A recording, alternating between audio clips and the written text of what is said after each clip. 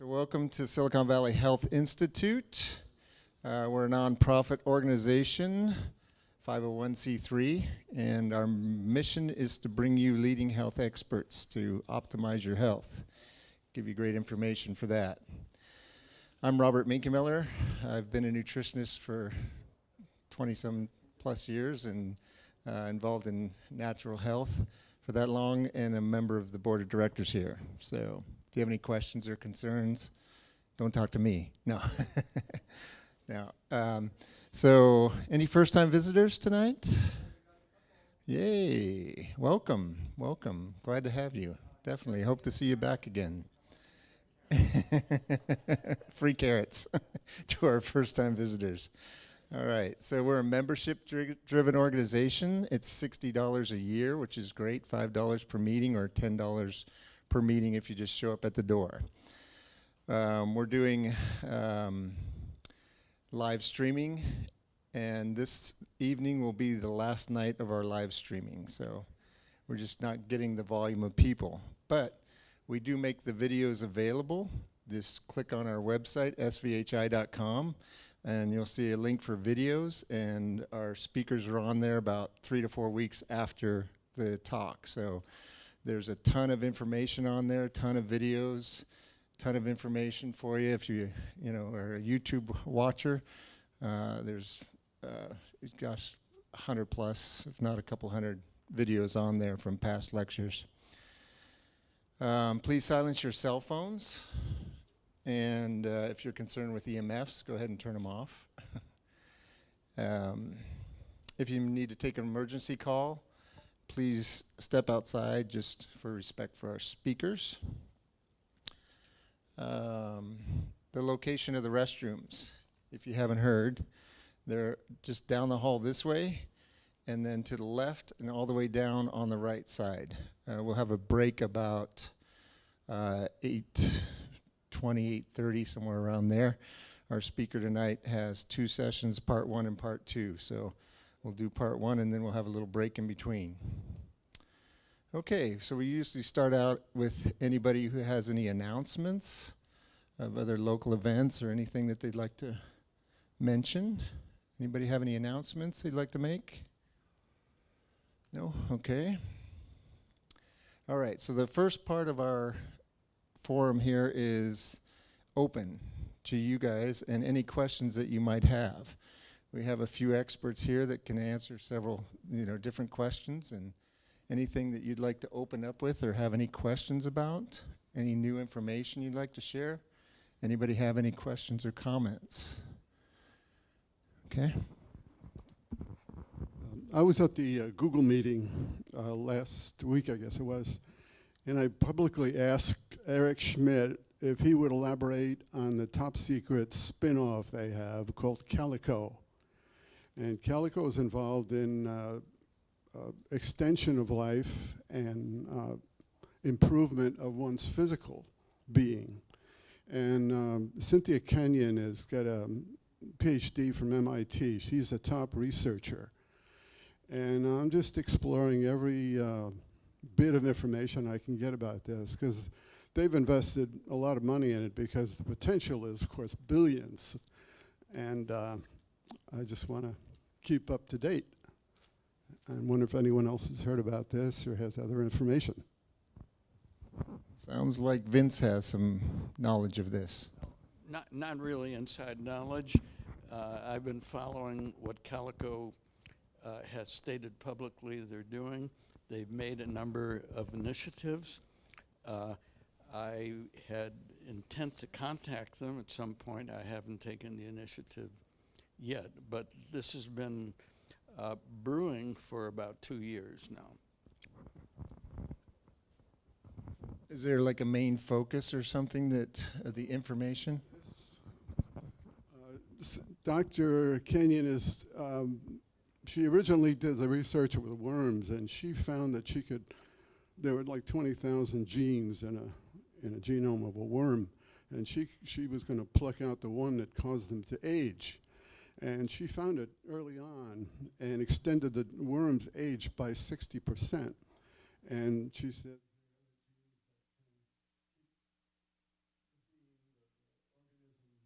healthy, and so you can not only have a longer life, but a healthy, active one.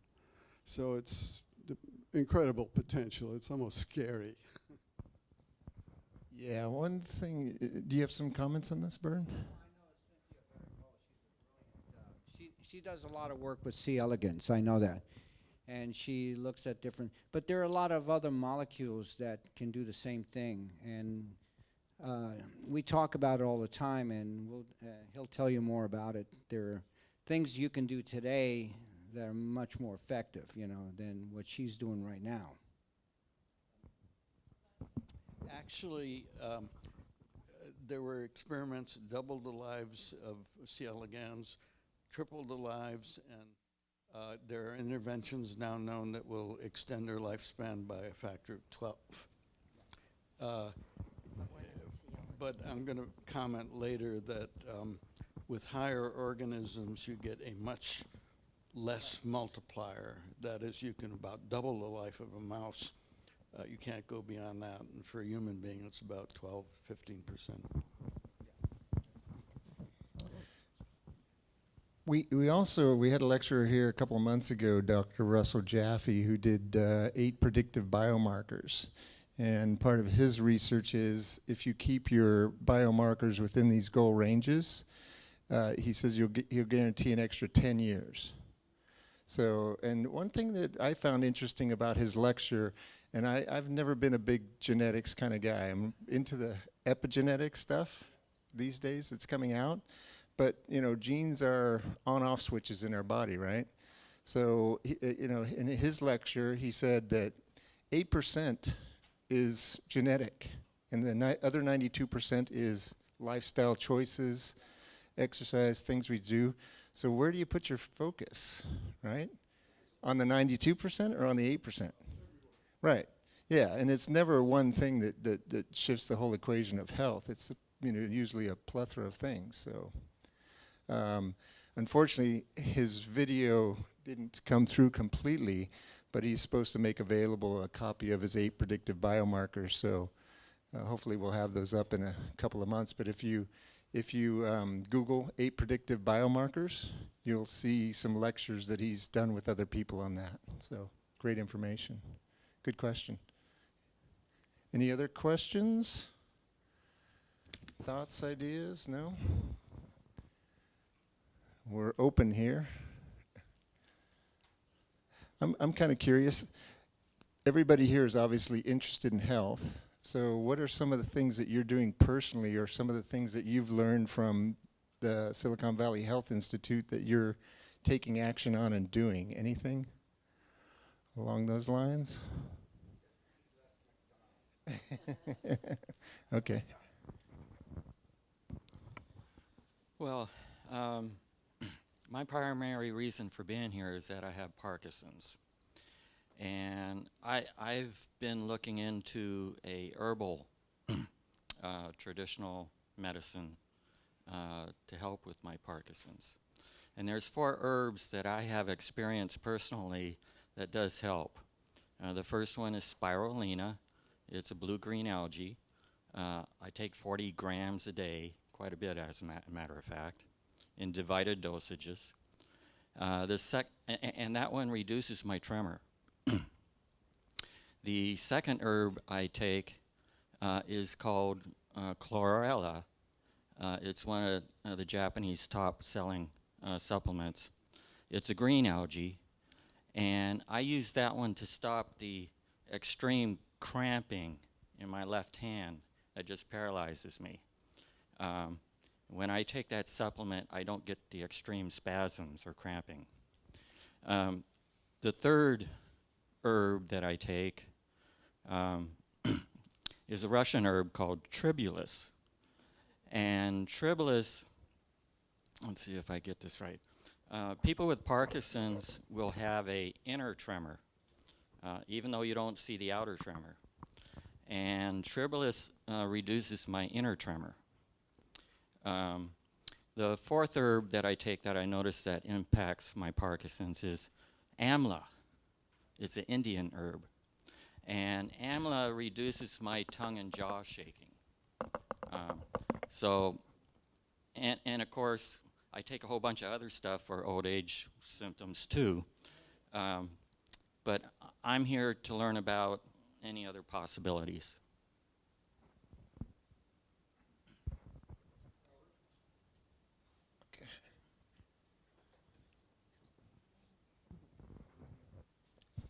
We often have a biochemist at this meeting who's not here now. His name is Stephen Fowkes, and if you, he's easy to look up on the web. But anyway, I would recommend you talk to him.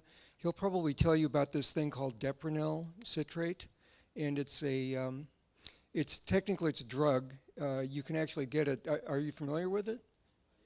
Oh, okay. Anyway, I would recommend taking that if you have access to it, or if you have any questions about that, see me on a break, or I can give you Steve's information. Probably Bernd could tell you about this as well. Hold on. One thing too with questions and stuff, since we're streaming and we want to make sure that we get your questions and answers, make sure you get the mic before you talk. So. The gentleman over here mentioned deprenyl. My VA doctor mentioned a more modern version of that. I think it's called, I don't quite remember what it's called. Starts with an R, Rexalia or something. I'm not quite sure, but I hear deprenyl quite frequently and come across it in my readings. But I was just wondering how the newer drug compares with it. Not sure, but Steve might be aware of that information. Hold on. I'm selling wellness products, and one of them is a probiotic from spores. And I just had a few people with Parkinson's which reorder because they feel it makes a difference to them. I do not know why or more of the details, but I just tell you this just happened. So an answer to your original question about what have I learned here, and also to offer to the Parkinson's folk, was I think it's a 3-sentence answer: eat more fat. There's a lot here about eating coconut oil. The saturated fats aren't bad for you like some people want to claim, and just increasing the amount of fat, displacing carbohydrate calories with fat calories in general. So that's what I try to do, is eat stuff where if there's a low-fat version and a high-fat version, I take the high-fat version. Yeah, and Steve's very big on coconut oil, and he's done some great Alzheimer's research as well, where coconut's really valuable. MCT oil? Yeah. You might be also interested. Look up Carrie Clark. She's at Cambridge University. Richard Veach is an NIH, and Vince and I talked about him. I've been on the phone with him quite a bit. He's a world-renowned mitochondrial expert, but his work is going to be all in Parkinson's and Alzheimer's.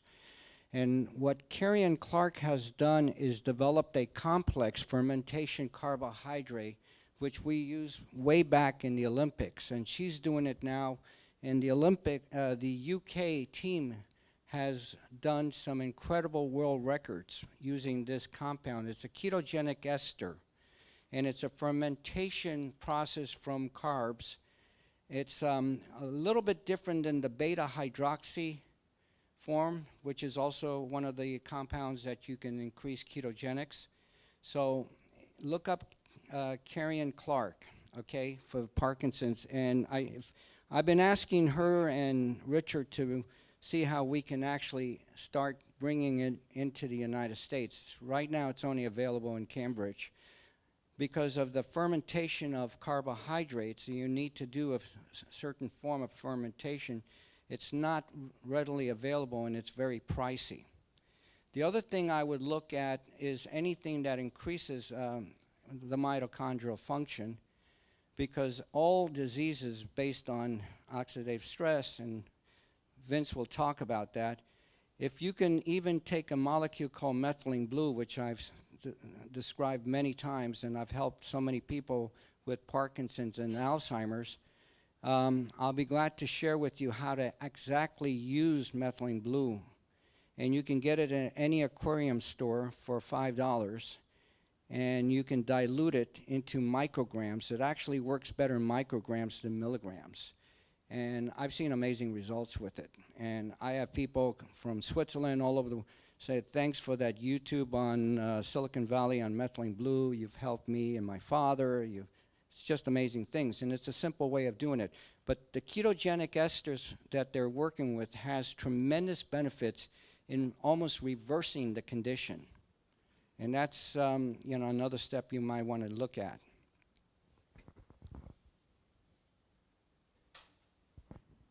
Okay. Any other questions, comments? Okay, so we got a little 5-minute talk tonight. You've heard the expression, don't let the bed bugs bite. Well, Harvey had some bed bugs biting him.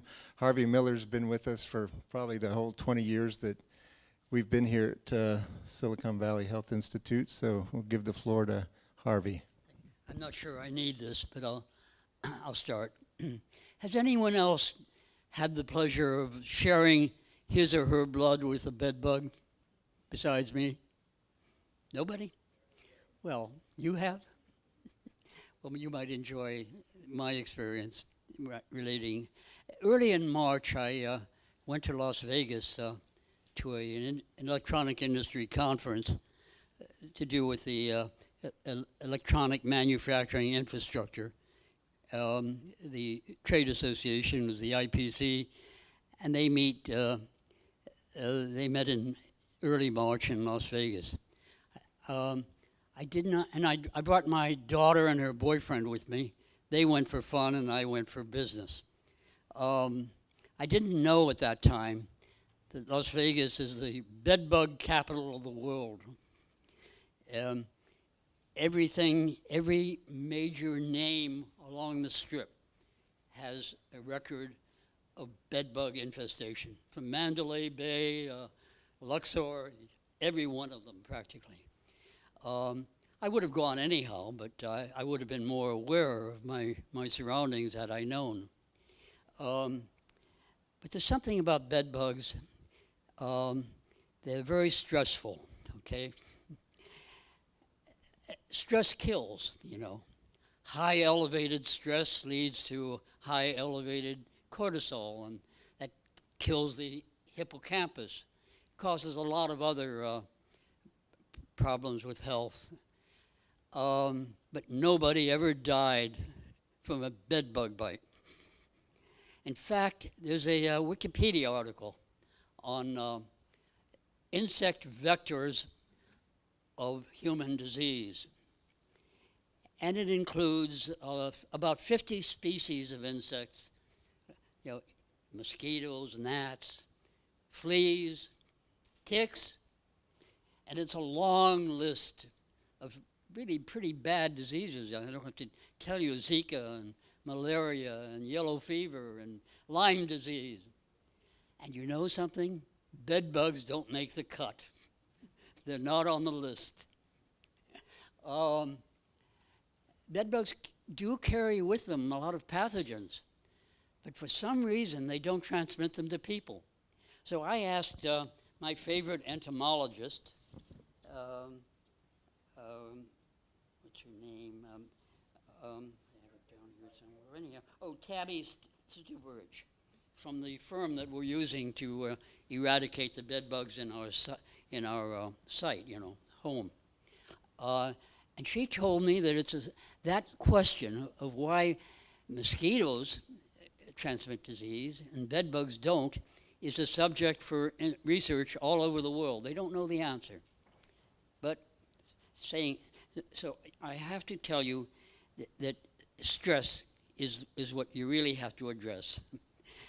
Bed bugs too, and the way to address stress is to take a shower, put on a minimum of clothes that have been through a washing machine and dryer at high heat, because that kills the bed bugs. So you don't transmit them to anybody else. and then take your significant other out to dinner and a comedy. Bed bugs can be compared in some ways to the phlebotomists at the Stanford Blood Center. Don't tell them I said that. I gave, and I was glad to give, 99 pints of blood to Stanford Hospital, and then on the 99th one, they screen the blood for antibodies, you know. And antibodies are a marker for exposure to a pathogen. And in my case, they found the very helpful anti-lymphoma antibody. Okay, I'm glad I have it. And they suspect that, well, there might be some of those viruses still hanging around that I might transmit to somebody else. I got the antibody from a cow, from drinking raw milk. But the FDA doesn't think there's anything good about raw milk. So now that they won't take my blood anymore, I have the bed bugs.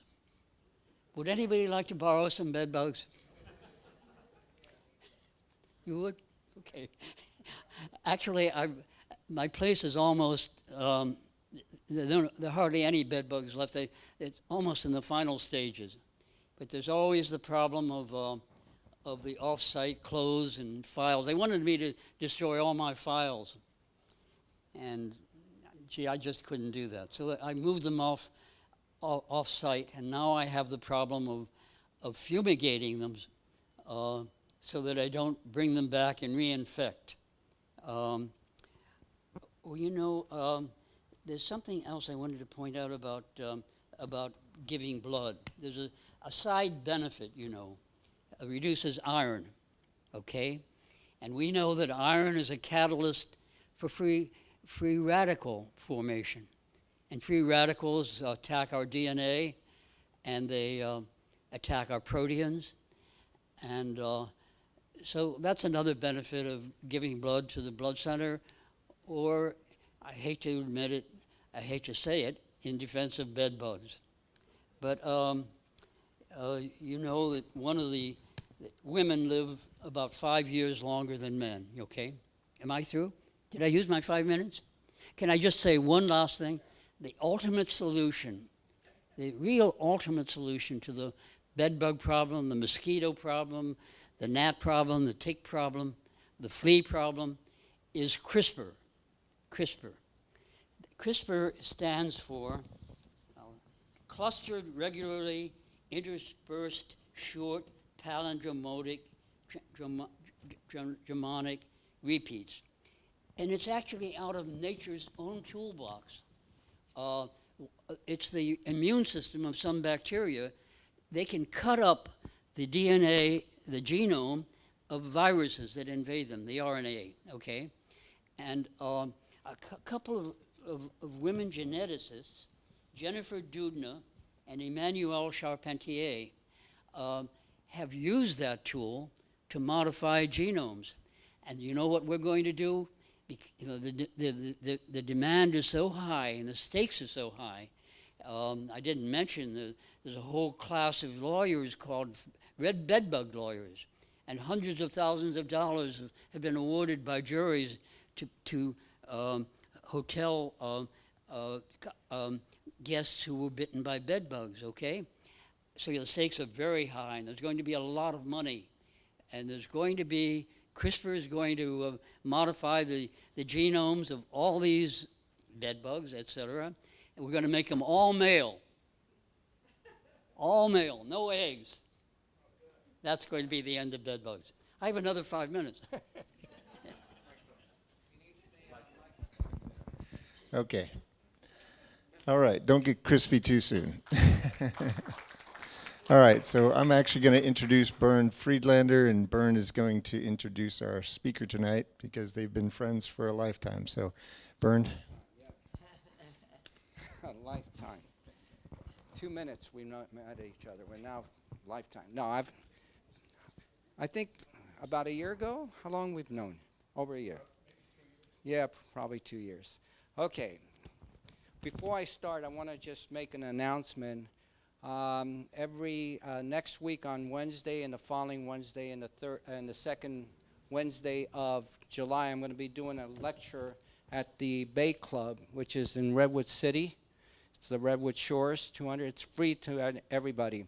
And the lecture is going to be dealing with what I talked to you about all day yesterday and today about protein, fats, the studies that we did at UCLA with caloric restriction diet and how we can actually modify it without restricting the diet, but knowing how to control proteins, amino acids, and fats. And fats are very important, and which fats are very valuable, because a lot of fats can cause a lot of irritation and lipopolysaccharides in the LPS in the gut, which contributes to a lot of problems like Parkinson's, Alzheimer's disease. It all starts in here, and then it makes its way through the leaky guts and problems. So we're going to talk about how to seal that and how to correct that. And also we're going to be talking about the amino acids, which were shown in both C. elegans, and Cynthia Kenyon knows about this, and also in rats. But we did the human studies at UCLA on athletes, and we found which amino acids actually extend the lifespan of athletic performance through oxidative markers and also genes. So we'll talk about which are the real amino acids that really work in life extension, and fats and all that. And we'll be talking about the circadian factors that we talk about, and probiotics, and which are the really good probiotics, because a lot of them have histamine reaction, which can cause the inflammation. So taking the wrong probiotics when you have a condition can actually increase the condition dramatically. So there are antihistamine probiotics and nitric oxide, reducing nitric oxide. And we'll talk a little bit about methylene blue, because that's a very exciting new subject in the area of gene expression. Another thing we're going to be talking about is the studies we're doing with Elizabeth Mazzio at University of Florida, Florida A&M, and her work and the contributing work we're doing with her on epigenetic studies, gene expressions, and which molecules actually work on promoting the good genes and stopping the bad ones, and lifestyle and all that. So it's free. So it's the Redwood Shores Bay Club. If you want to come, it's 6 to 8.